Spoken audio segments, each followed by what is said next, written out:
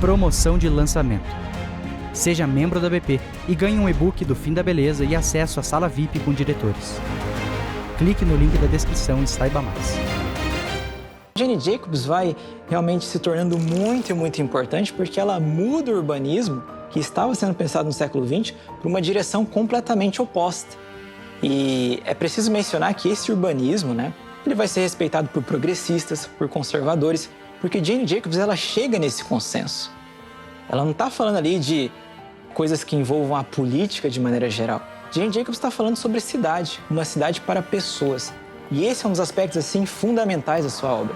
Apesar de ela não ter nenhuma formação em urbanismo, a gente precisa mencionar que ela conhece a cidade. E diferente daquelas pessoas que tinham formação em arquitetura e urbanismo, que estavam pensando a cidade de cima para baixo, ela conhecia as necessidades das pessoas. E é muito mais válida essa experiência de conhecer o cotidiano das pessoas, de aprender com elas, que essa formação tecnocrata que muitas vezes você encontra nas universidades. I stay away from visions of the cities of the future. Any city at all that's worth learning from or considering has parts that work. And so what should we study? We should study the parts that work and the parts that people use. Quando Jane Jacobs estava na sua janela, ela começou a perceber uma coisa muito interessante, que a cidade é formada por diferentes pessoas. E uma cidade, um bairro só consegue ser formado por diferentes pessoas de diferentes categorias quando você tem um uso misto desse bairro ou dessa cidade.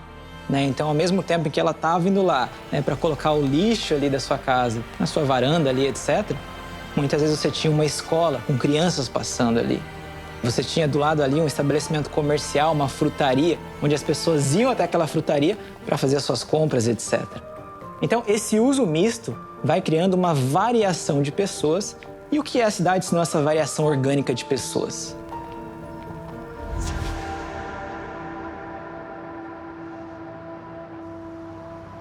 Cidades possuem padrões no modo como se transformam ao decorrer do tempo.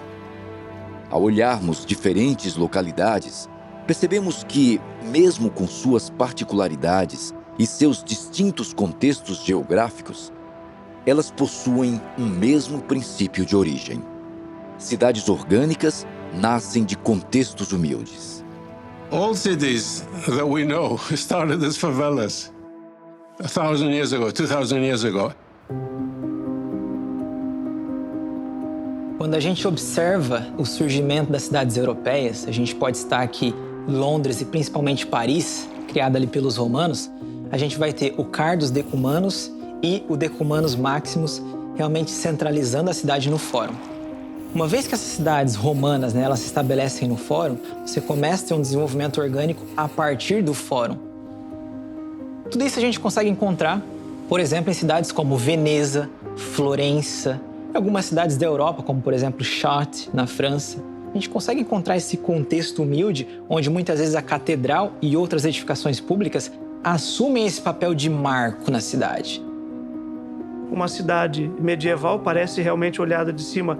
É um caos porque entra uma rua pequena, estreita aqui, que vai sair numa casa que tem uma passagem para um outro lugar, enfim. Isso demonstra como a vida das pessoas estavam conectadas, como a vida das pessoas estavam ligadas umas às outras e existia ali uma relação verdadeira. And so that's a good natural way to understand a fractal pattern.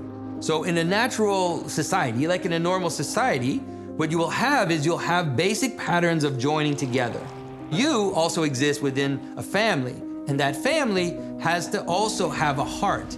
It has to have a certain hierarchy, right? The children have to obey the parents have to love the children, and this is the only way that the family will be able to function together. Now take that and now bring it even into a bigger scale where a community also has to have a similar structure.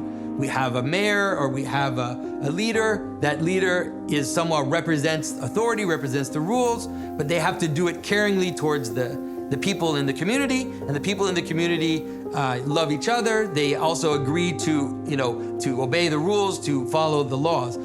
So you can keep scaling that up if you want, but the idea is that at every level, the basic pattern is the same, from the individual all the way up into the nation, for example. E é exatamente isso que acontece na favela. Você tem um agrupamento de pessoas nesses morros, né? E aí você tem esse desenvolvimento espontâneo das pessoas ao redor disso.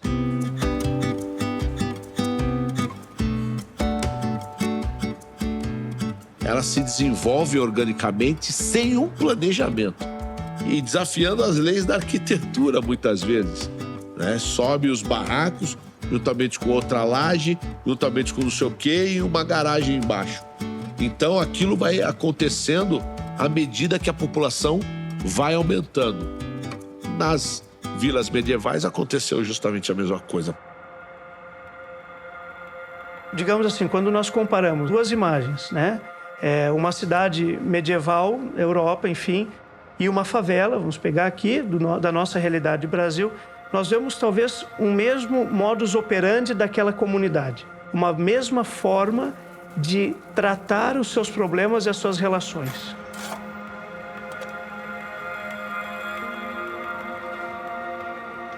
Guardadas as proporções, evidentemente, de densidade de pessoas, que, claro, nós sabemos, olha, precisaria de estrutura e tal, e aí carece de uma presença, digamos assim, saneamento, disso, daquilo, isso é inegável. Mas a forma que as pessoas encontram para resolver as suas dificuldades, ela é uma forma colaborativa que, talvez o que eu diga aqui não seja lá muito simpático, né? Mas que um condomínio muito bem planejado não tem, né? Ou seja, né, eu entro na garagem com o meu carro, fecho o meu portão e não sei o que está acontecendo lá com o meu vizinho, etc. e tal. E que é o contrário, né, de uma comunidade, de uma favela. Enfim, não, pessoal, eu sei que fulano chegou, não chegou ainda e tal, precisa de alguma coisa, tem uma relação diferente. Muitas pessoas podem olhar as favelas e dizer, olha, aqui você tem algo completamente desorganizado. Só que ali nas favelas você tem algo muito, muito importante, que é de fundamental importância para as cidades, que são as relações sociais que se estabelecem entre as pessoas. Porque, obviamente, que a pessoa não quer morar numa favela do ponto de vista de falta de infraestrutura. Mas tem algo que mantém ela presa ali, que são as relações sociais.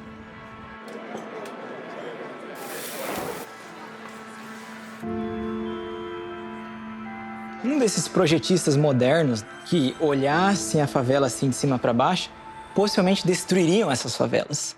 Porque, de um ponto de vista funcional, você pode destruir aquelas favelas e recolocar aquelas pessoas em outros lugares, em habitações verticais, por exemplo. A favela, né, a gente sabe muito bem disso, ela tem os seus problemas, né? Ela tem insalubridade, tem problemas aí relacionados a saneamento.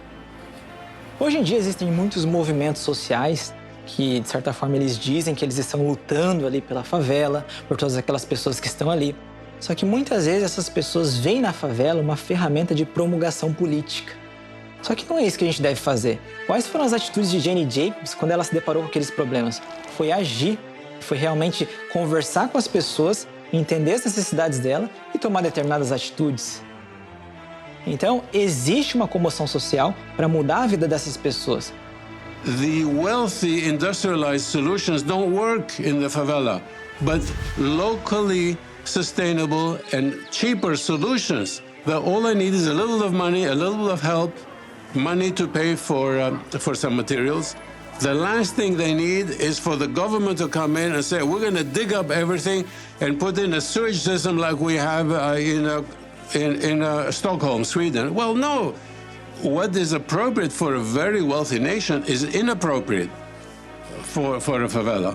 That money is better spent in doing incremental changes and applying solutions that are more appropriate to the local. And not bring in steel tubes from China to pay a fortune. First of all, the money is not there. And if you see such a huge project, beware. The bell should go off. Somebody's stealing. Somebody's making a lot of money because they're importing steel tubes from China.